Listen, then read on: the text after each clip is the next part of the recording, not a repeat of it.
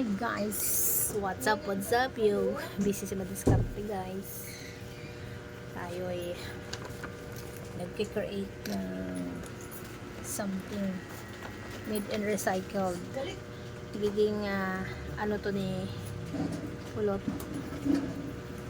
Abangan ang paano ko to create sa aking vlog. Doon kayo, doon. Anong gulo doon?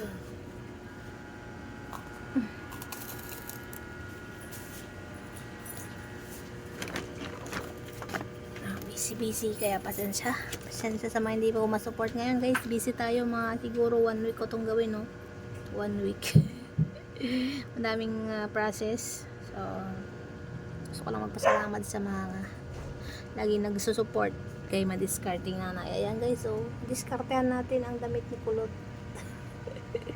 sa eco fashion show, eco fashion sa pageant na sinalihan niya, no?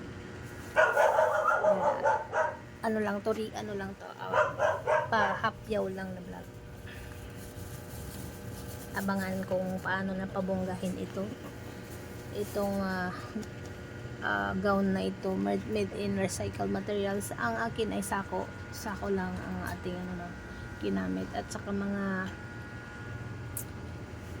nandito lang sa paligid sa loob bahay, no? Kunti lang ang aking ginastos pa dito, yung sako lang na tag 8 pesos, 10 piraso ang aking nagamit. Then yung mga other materials like glue, ayan, glue gun, humiram lang tayo. Glue stick, may nagbigay ng glue stick, mga 10 piraso lang naman na binili ko nito pero parang kukulangin ako, no? Syempre nangingi tayo ng support sa BFF. BFF support. Ayan, antayin ko pa yung bigay ni Marge na something na idagdag ko dito, pero yung iba wala na. Ito lang ang mga materials ko sa loob bahay lang makita. Ito CD, lagyan ko to ng CD. Baka nilalagyan ko rin ng CD yung likod niya para pag naglakad siya sa back kasi makikita to, baka lagyan ko na rin ng CD. Ayun guys, hapyaw na vlog na ito.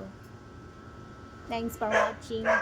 Discarding malupit at talas ng isipan, tsaka creativity sa mind, no? Thanks you for watching. Medyo pagod ang ating tsura.